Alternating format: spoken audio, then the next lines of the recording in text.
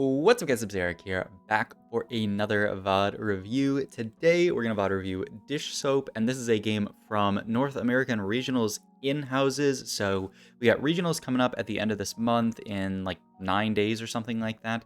This is an in-house, so as you can see, everyone in the lobby, Weijin, Robin, Dish Soap, Philip, Prestivan, Kurum, Toronto, Tokyo, and T-Lides are all people who are going to be playing in Regionals, so they're doing an in-house. They all queued up into a normal game together. That's why, I don't know if you saw their... I'm not sure if there was one there actually, but they do have these like normals with portals, the insane portals that are like combinations of two portals.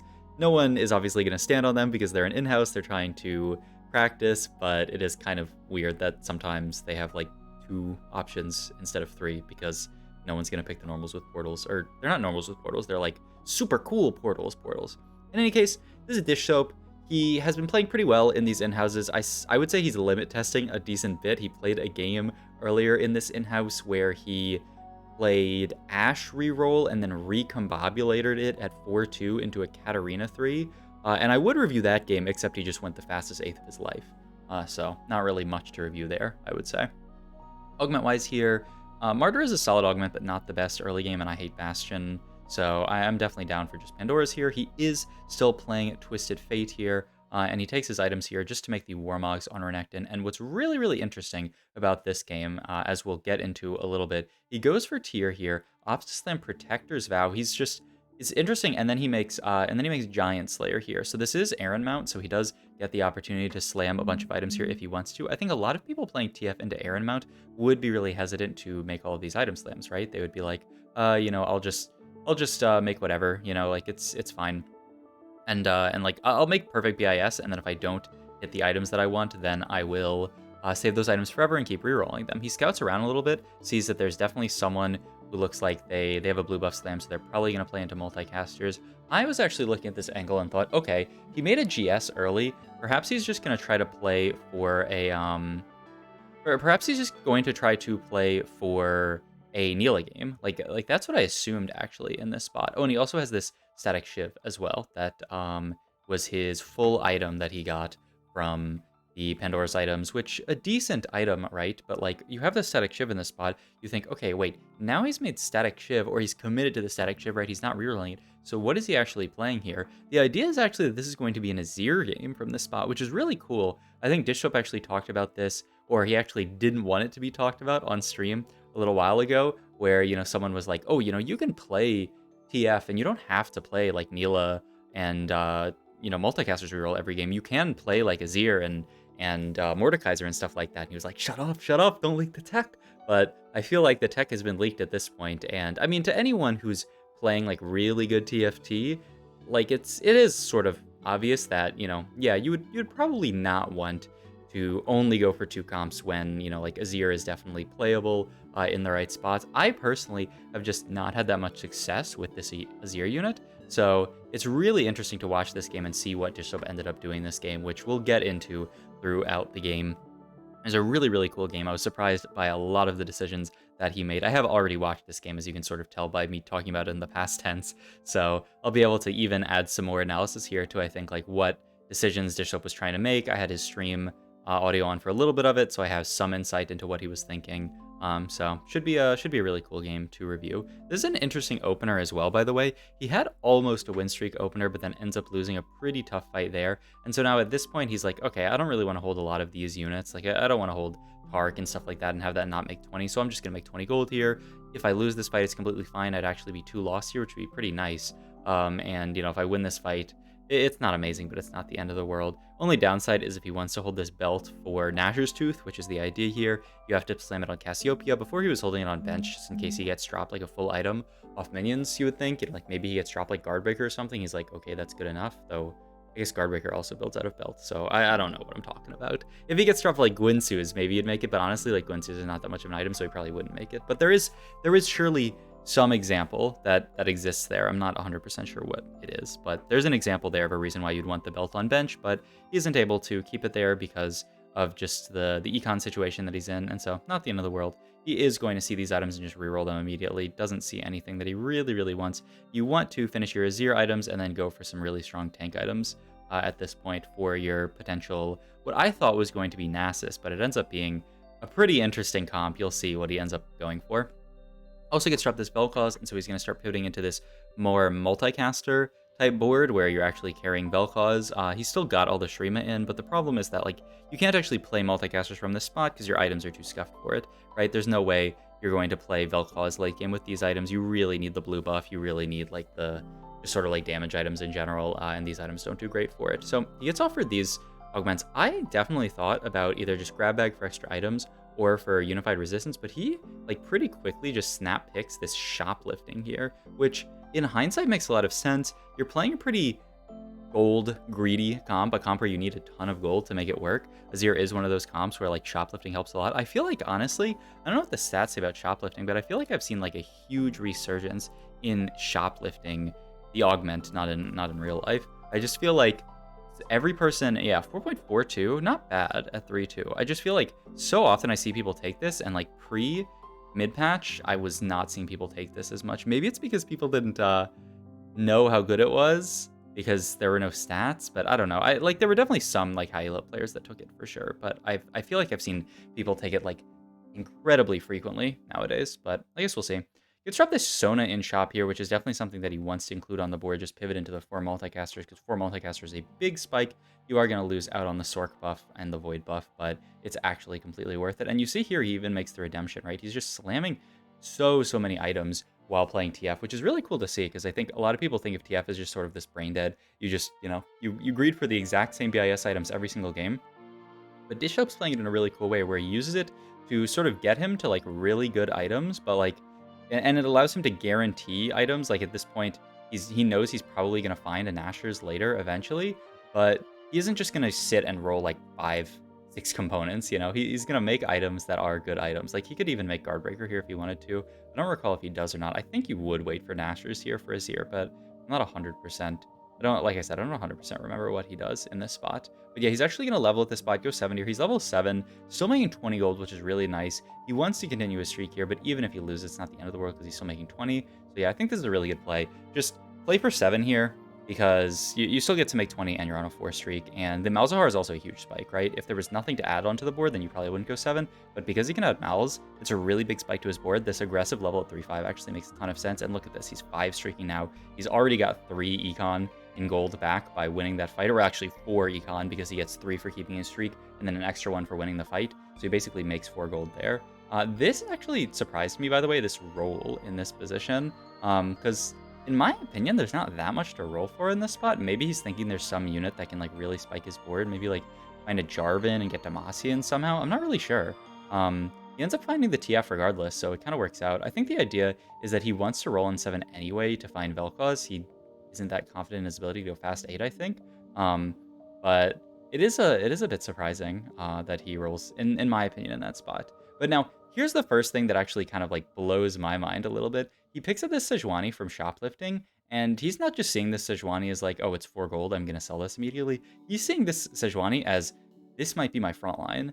I might actually play around Sej this game. Gets the Nashor's Tooth, by the way, and the Morello's for a Sona, which is really nice. But yeah, as you can see, he's going to roll relatively deep here on 7. Also, really smart stuff here. He finds the Vel'Koz, use the duplicator to make Sona 2. He hits an Azir, but we do not pivot the board to Azir at this point because Vel'Koz is way stronger. This 4 multicaster board is way stronger, way more stable than the Azir board. So just using the power of this 4 multicaster board to carry us to level 8, and then eventually we'll pivot our items to our real carry. Vel'Koz can carry whatever items because he's just a beast. Like, this Vel'Koz unit's insane. And he's holding all these units on his bench for a potential pivot. You can see he's holding the Sej, he's holding the Nasus, he's holding the Azir. He's staying flexible and open to whatever he ends up hitting here. I don't love most of these augments. Oh yeah, Gifts from the Fallen is a really solid option. He's already rolled a lot on 7, so I don't really love return on investment that much. Gifts from the Fallen is just really good in this comp. You don't actually have a lot of raw AP when you're playing around Shurima, so, like getting those extra stats, getting the extra resist on your Shurima units is also really nice, especially for like Giga late game where you might have like a Nasus that lives super long. You just play around that with the Gifts from the Fallen, gets all the extra stats, and he does a ton of work. So I think this makes perfect sense. as well as everything has sort of this game, like just really good plays overall from Dish Soap, I would say. Like a really cool angle as well to play this win streak, multicasters into a potential Azir line, and also to see that from Pandora's, right? It's not like he's going multicasters reroll. Like watching this game, I think makes me think back to a lot of games I've played this set where I play around multicasters and I think, oh man, I like have to play multicasters in this spot because I have a good multicasters opener. But no, you can just do this, build items for Azir, and plan on playing multicasters into Azir. But also, look at this board that he builds in Team Builder, by the way. Isn't that insane? He's going for like a Freljord Azir board in his mind, playing Sejuani plus Ashe to get Freljord in. Almost as if he's playing like a Neela board, you know, like the Neela board plays around that exact same like Freljord core, but he's going to play around Azir with it. Use Scion to get Bruiser in as well. Hopefully, he's going level 8, so potentially he can hit that. Like, what an interesting board. I really wanted to see him play this board and like see how strong it is, because this is kind of the secret tech, I feel like, playing around that board. Finally ends up getting the Azir here, so now he can start to actually pivot his board, get out of some of the multicasters, pivot into this board, which I think he really, really likes. Note as well, he's a huge fan of Sona on this Azir board.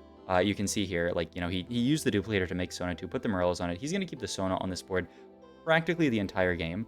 And it makes sense, right? Sona multicaster fits in with Talia, and also Sona makes a ton of sense with Azir, right? Scales up Azir's attack speed so that he can actually, you know, just bonk people the way that he's supposed to, and allows you to sort of like skip the early parts of the fight where he's like not auto-attacking that much, not doing a ton of work. You just use the Sona ult, ramp his attack speed up a lot, and then he just pops off on his own. So really, really cool idea to play the Sona with Azir. I know this is something that Dish Soap was into, like the moment that they made these Sona changes, like I want to play Sona on my Azir boards, and this board fits together really, really well. You get the 4 Shurima in. Eventually this not Nasus, but this Renekton is going to just become the Nasus. And you know, maybe we'll play around the Sejuani like I was talking about. But I mean, look how stable his board is, by the way. He's 50 gold, level 8. Just really, really good TFT, right? Just straightforward good TFT, and he's gonna roll on 8 at this point and try to figure out what he wants to put on this board. He needs to find some kind of 2-star frontline to play around. He also wanted to greed Bramble in this spot because he just looked around the lobby and thought Bramble would be really effective, so makes a lot of sense. It's another Nasus here, is just going to keep rolling at this point. Even sees a Cassante here, which he can pick up as well, and look at the amount of rolling he had to do to hit this board, by the way. I didn't even really look at this, but yeah, it's actually like really tough. Like sort of unfortunate rolls. But you see, he hits the Nasus too, and he says, okay, never mind, we're dead on the Sedge idea. We're just going to use Nasus as our main tank. I think he talked about this, actually. Someone said he talked about it in his tier list, where he likes to flex around either like the Sejuani Scion frontline or like the Nasus Cassante frontline. You can play either one and either play just the 4 Shurima, or you can just play around Bruisers and then maybe fit in Ashe later. So it makes a lot of sense, actually. Like, theoretically, like I can absolutely see it. And now we have this really, really just almost perfect board, the 4 Shurima board. Now we have the Cassante, so like 4 Shurima actually feels pretty good to play, because we always want to play Azir plus Talia if we're playing around Sona.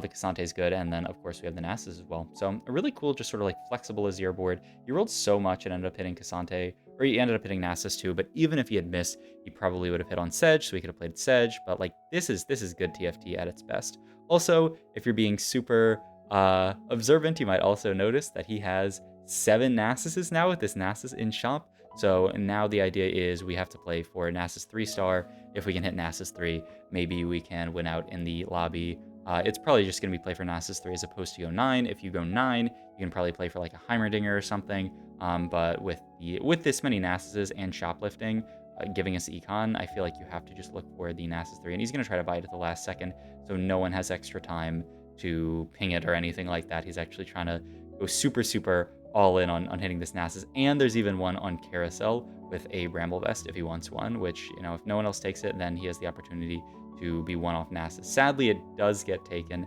by T-Lides here, so he's forced to take an Ionic Spark, which is all right.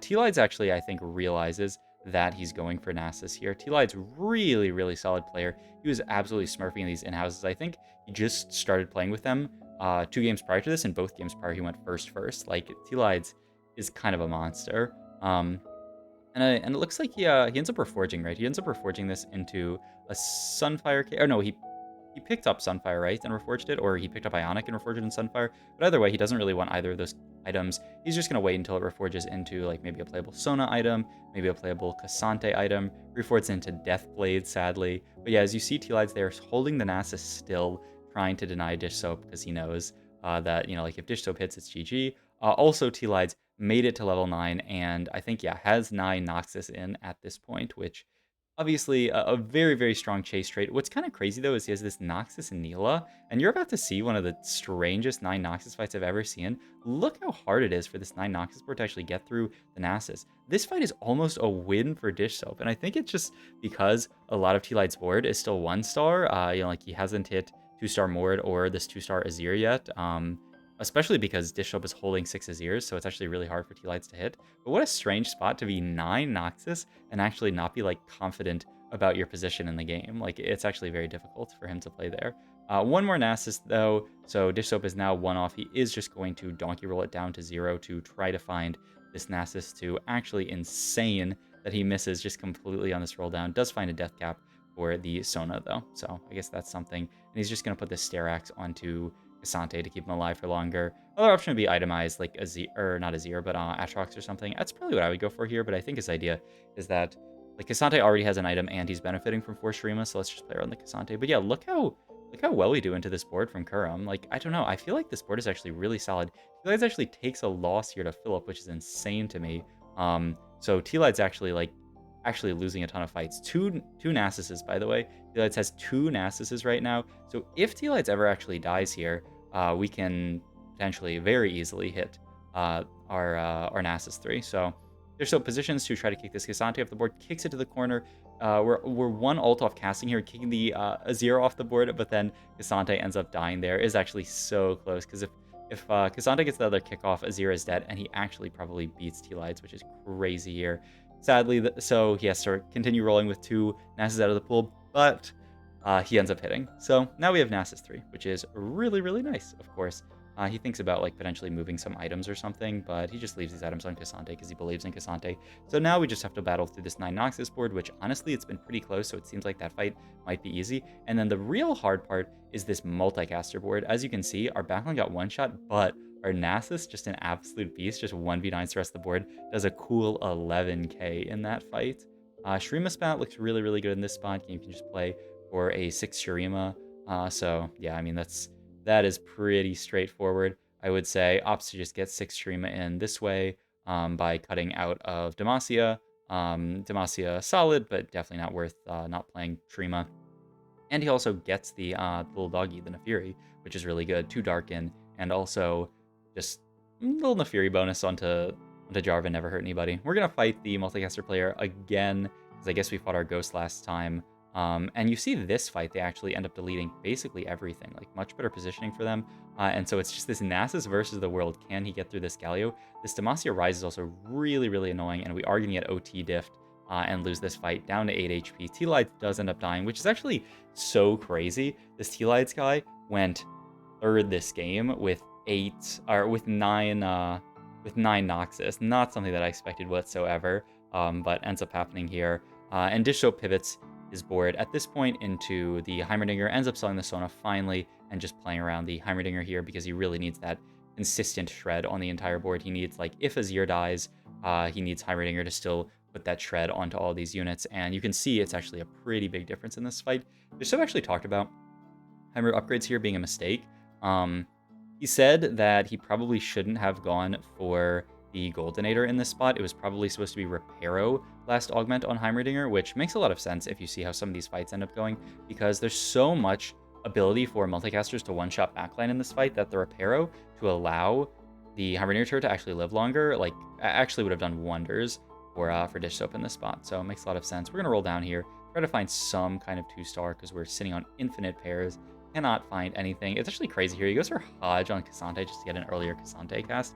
I probably would have gone Gargoyles. I mean, at this point, he could be like Sterax, Hodge, Atrox, which, I mean, maybe he values the CC from Cassante and the ability for Cassante to kick a unit off the board more than just having Atrox potentially do damage. But you see, like, these fights are kind of wild. This fight's actually really, really scary because our backline gets blown up. We get hit by a ton of AoE there, I think. Yeah, the Jarvan ult because of our positioning. And this fight almost looks like a loss, but Nasus then clutches it out. But yeah, I think after this fight, he realized, like, okay, this backline positioning is not it, because it just allows, like, a really insane Jarvan ulti. He's going to position like this, isolate both the turret and the Azir, so one of them can live because he just needs the shred to live so that Nasus can potentially kill this Galio. He actually moves them right next to each other here, which I didn't remember seeing this, but it's kind of surprising here because, yeah, they end up both getting Jarvan ulted.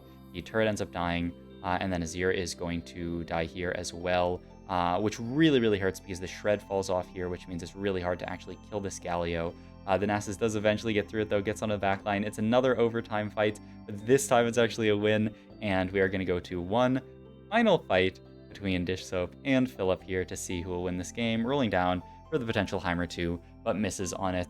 And this is certainly going to be the last fight here. Whoever wins this fight wins the game. But yeah, I mean, what a crazy game regardless. Like, what a cool comp from Dish Soap to play into. Like, you know, this is very standard multicasters, and Dish Soap taking us to the distance here, I think, is really cool. Cassante whiffs infinite ults, everything gets CC'd, and Nasus walks to the backline, but this is actually a problem because our front line gets whacked, or our backline gets whacked, and the issue now is that Galio has had time to heal up. Nasus can't get through all these units. Atrox cannot get through the backline, and it is a second for Dish Soap. So pretty crazy game overall. I thought a really cool comp from Dish Soap, and a really cool way that, you know, it shows to play around TF when, you know, like most people are just hard forcing certain stuff with TF, but playing this board from TF I think was really cool. So hope you guys enjoyed this video. If you did, please like and subscribe. Check out my Twitch and all my other links down below. Thank you.